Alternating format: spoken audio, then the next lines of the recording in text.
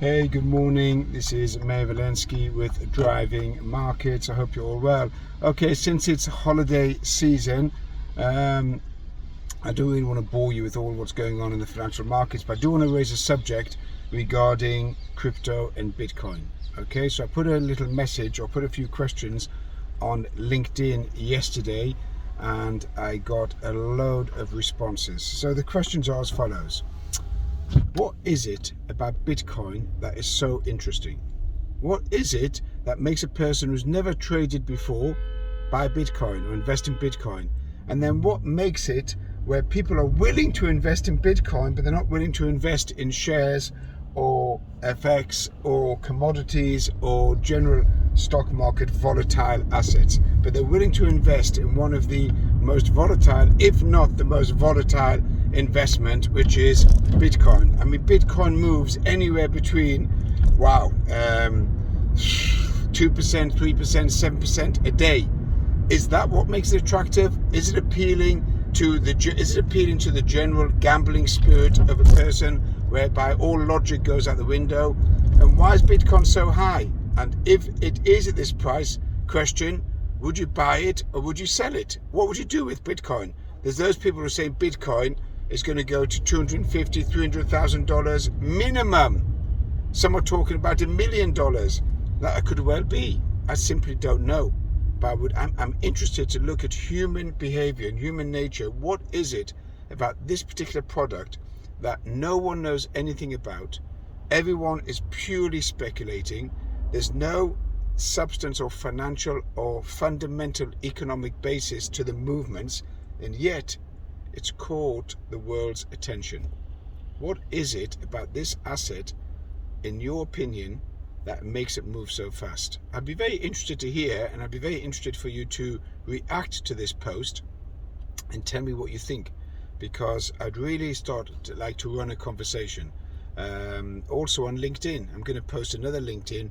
Why Bitcoin? What is it about Bitcoin that is making people move? It's making people animated. It's making people emotional.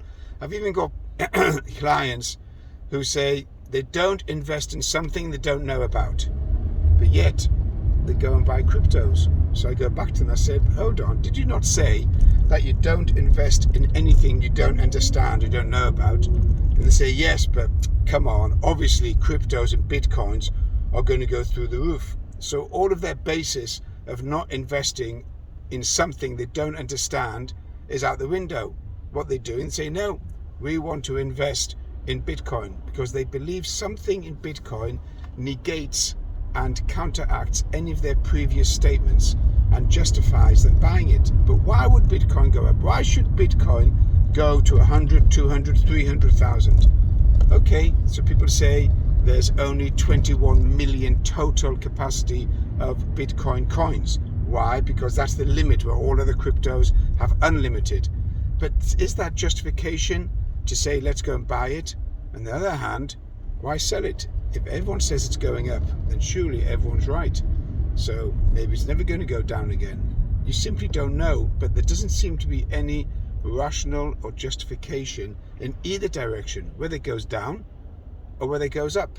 I don't know, and I'm sure you don't know, but there are many professors out there who claim they do know, and I would challenge them and say absolutely they don't know, but I'm not a professor, so from an academic perspective, maybe they're more qualified than me to state why Bitcoin and why cryptos, and especially Bitcoin, which I want to focus on, would go up. So ask yourself this question. Today, would you be a buyer or would you be a seller of Bitcoin? That's number one. Number two, is it because of the animal instinct within ourselves that we want to be winners? We want to be successful. We have drive, and therefore we want to latch on to something that we feel and believe it's going to go up. Number three, is it just the herd effect? Are we just following everyone else because we just see it in the post and we see it in the news and we see it everywhere, that Bitcoin, Bitcoin, Bitcoin, and we're scared to lose out? In other words, the FOMO, the fear of missing out. That if it does go to 100,000 or 200,000, will you be kicking yourself saying, why the heck didn't I get involved in Bitcoin? And if it goes down to 10,000, will you be saying, thank God I never got involved in Bitcoin? So which either way you do it, whether you don't invest or do invest, there'll always be those periods of times where you'll be disappointed within yourself. But my basic question again is, what is it about Bitcoin that turns people who are non-investors, who are regular, normal, everyday, run-of-the-mill people who say they've got no money or they're tight on the budget, but they're willing to take some of their hard-earned money and put it into Bitcoin? I'm talking about a regulated platform here. I'm not talking about the scams. I'm talking about proper regulated Bitcoin.